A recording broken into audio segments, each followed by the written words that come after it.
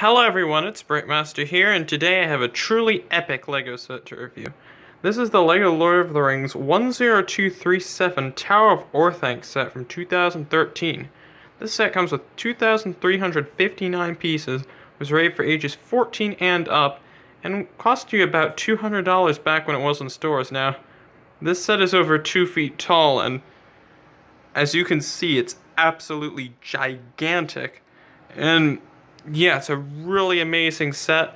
It's my biggest LEGO set that I have to date, and is probably one of, if not my favorite set of all time. So yeah, let's look at the instructions to be the first part of the review. Alright, so there are 3 instruction booklets that come in this set, and yeah, you're going to be spending hours upon hours on this set. So the first instruction booklet comes with 68 pages, including the back. The second instruction booklet comes with 72 pages, including the back. And the last instruction booklet comes with a total of 80 pages, including the back. So yeah, that's a lot of building. So you're going to be building this for a very, very, very long time. This took me from, I don't know how long it took, but it took maybe like 8 hours to build. Yeah, it's a really long time, and I am probably a relatively fast builder. I'm not that sure. But anyway, you're going to be spending a long time on this set. Alright, so this set comes with 6 minifigures, plus a very large buildable figure in the back that could probably sell as a set on its own. So, yeah, let's look at the minifigures right here. So, firstly, you have Gandalf the Grey. He's your normal Gandalf, and he looks really good. He has his staff, he has his cape, and he has his really nice beard and hair. If you take off his hair, you can see his alternate face where he's looking quite angry, and that's probably when he's fighting Saruman in the throne room. So, yeah, it looks quite good. Right here, you have Saruman the White, who then becomes Saruman of many colors in the book. Unfortunately, in the movie, they don't have that. But anyway, I think he looks amazing. This is an exclusive minifigure because he has the slope-pieced for his dress. Well, not his dress, for his robe. And he has a very nice staff, as you can see.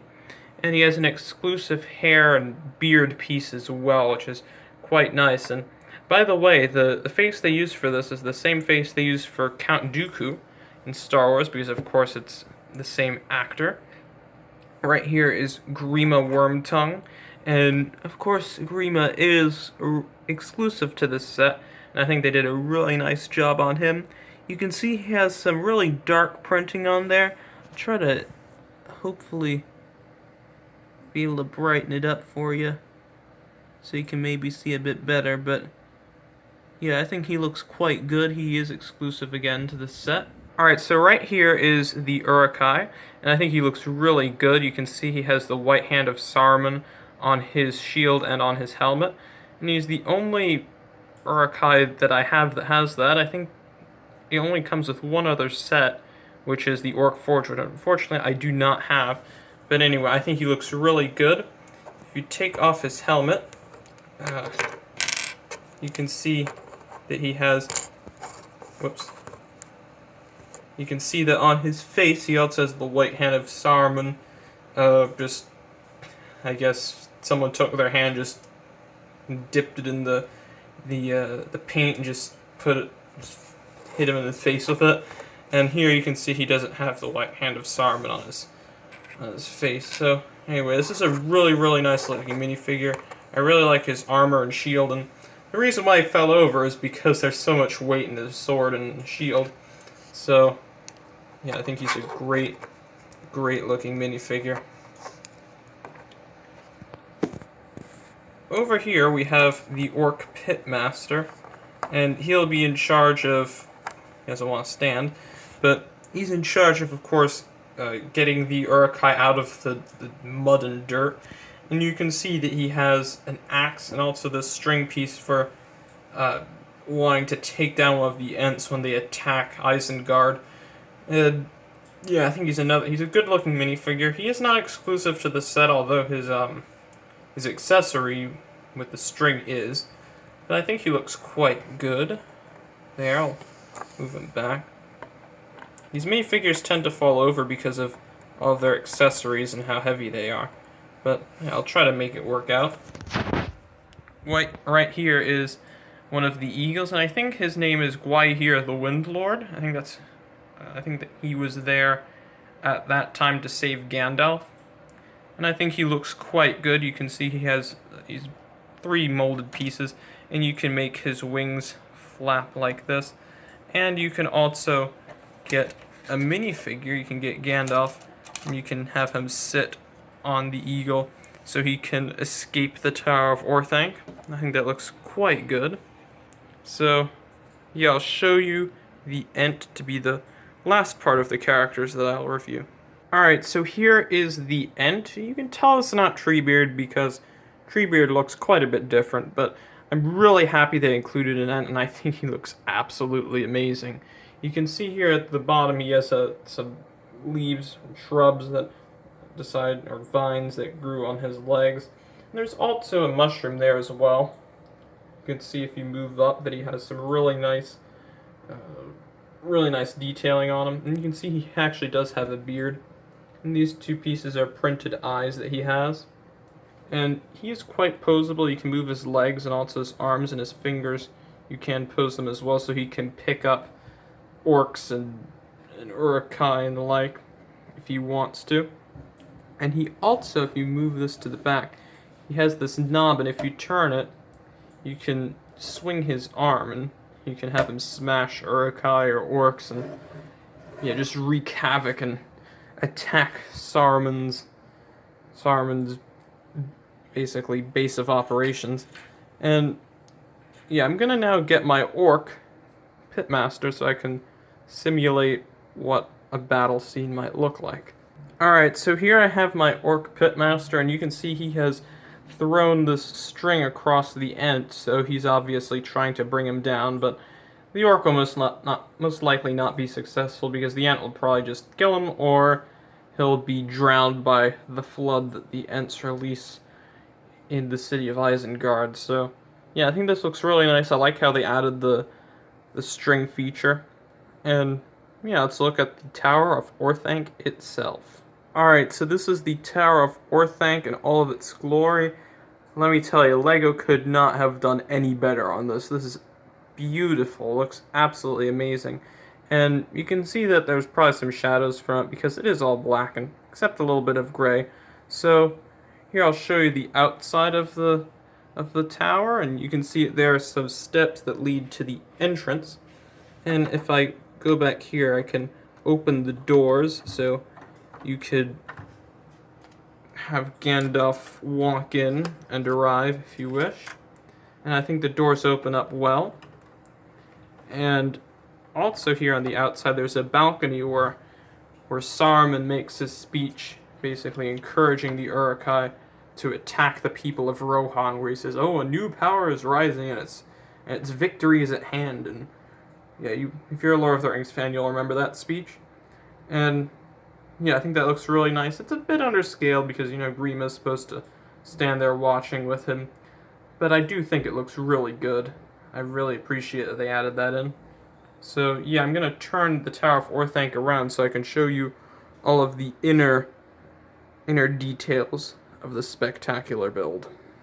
Alright, so in here, you can see that it's really, really dark. And they did that on purpose because this is supposed to be the dungeon area of the tower, and you can see that there's some skulls of some unfortunate victims who were sent down there, and there's a ball and chain to make sure that your prisoners do not escape. And you can probably see that it looks like there's some faces back there, and that's a sticker of some wargs that are back there that are most likely going to eat the prisoners that were unfortunate enough to get sent down there. There's also some more skulls over here. And there is a sticker back there which looks like there are some hands that are trying to get out of some sort of room that's back there. It's really hard to see, but yeah, it's what's back there. And yeah, it's basically it for the dungeon. So moving up here, you can see that this is the entrance hall. And you can see there's some banners with the white hand again. And here are the doors that can open. And that's what I showed you before, except this is just the inside. There's also a little statue right here. And you can see this decided to move, and that's actually a trap door, so I'm going to just use Grima Wormtongue right here just to be used as an example. So you can turn this knob and you can send him into the dungeon below to get eaten by the wargs. And yeah, actually if I move this, you'll be able to see the sticker better. Yeah, these are the wargs that are back there. And I think that's a pretty neat feature. There's also a nice chandelier here, but that is actually used as a feature for something that happens further upstairs. Alright, so here is the throne room, and it's probably the most important room in the entire build, and has one of the coolest features in any LEGO set, in my opinion. And you can see it there as the throne, there in the back. If you can't see it, it's there, since this is a very dark place. And you can see that there are some bookshelves here, and some potions and the like, and even a letter as well. But anyway, the main part of this room and the main feature is the Palantir. So this is of course where Saruman and Gandalf talk about where the ring is and that Frodo has it. And this is of course where Saruman betrays the Force for good and decides to join with Sauron. And yeah, of course you can light up the Palantir, and you do that by pressing the chandelier, which, yeah, it has another purpose. So if you push it up, the Palantir glows, and I think that looks so amazing. It looks really, really good. And yeah, I think they did a great job with that. And that's all done by a light brick, so it's not a very outrageous thing. No special pieces made just for the set or anything. So yeah, I think it looks really good. I think it's integrated absolutely perfectly. And of course back there is the balcony where Saruman makes his speech, and this is where Gandalf and Saruman will battle each other and use their wizard abilities and throw each other across the room basically with their staffs. And you can see that there's some little lamps right there at the back, of course, to brighten up the room, which is something you actually can't do with the set, unfortunately. But yeah, I think this is a really nice room. Up here, of course, is the Alchemy Room, and this is where the bomb is created to blow up the wall that defends Helm's Deep. And you can see right in here that there are these pieces that are supposed to be gunpowder, but they look a bit too big to be individual pieces of powder. But I think it looks fine nonetheless, and you can move the cauldron back like this if you wish. There, of course, is the actual bomb itself. And there's some potion bottles and some pots and all the like, everything you need to create a bomb, basically. And I really like the windows on this. Those are basically pole pieces, and I think they let in a lot of light. So this is probably the easiest room to show you. And you can see that there's a skull back there as well to really make it provide more evilness to the atmosphere, if you'd like to call it that. So I'll go ahead and put Grima right there, so you can have him working on the bomb. And of course, there's that funny scene where he comes in and almost lights the whole place on fire, and Saruman has to grab his candle from doing that. So yeah, that's it for that room. Right here is probably the room that's the hardest to show you, and this is the library. And if you can't see there on the back, that's basically a picture for all of the 5 wizards, the 2 blue wizards here on either side, then Radagast the brown, Gandalf the gray, and Saruman the white there in the back. And there's some little torches right here that can provide light, even though you actually can't really see as well. But there's also this sticker piece right here that has one of the rings of power, probably one of the elven rings. And here, if you'd like to see it closer. And back here, there is a book that has the Eye of Sauron on it, which I think looks really good in my opinion. Yeah, you can see it there with the light. And there's the back. Nothing inside of the book or anything like that, but it does have a nice little shelf piece. And yeah, it's basically it for that. Up here, which is the final room, this is the trophy room, and of course it has some Uruk-hai armor, and it has the keys to the 2 towers and the rods of the 5 wizards, which is what Saruman says basically to mock Gandalf. And you can see that there's a picture of the Tower of Barad-dûr there in the back, which I think looks really good. And right here, if you turn this one piece and push this down, if you push it down, you can basically fold out this ladder so you can get to the trophy room. It has obviously a secret entrance, and Saruman probably doesn't want just anyone and anybody just finding some wizard staffs and keys to his tower and to another very important tower as well. So that's basically it for the inside of the tower. Here's the top of the tower, and I think this looks really, really nice. I like how they built these pieces. I'm not even sure what to call them, but whatever they're called, they look really, really accurate. This is, of course, where Saruman puts Gandalf to basically keep him prisoner. And what better place than to put someone where the surface is that far down. So I think that's really neat. And they do give you enough room to put Gandalf up there if you want to imprison him.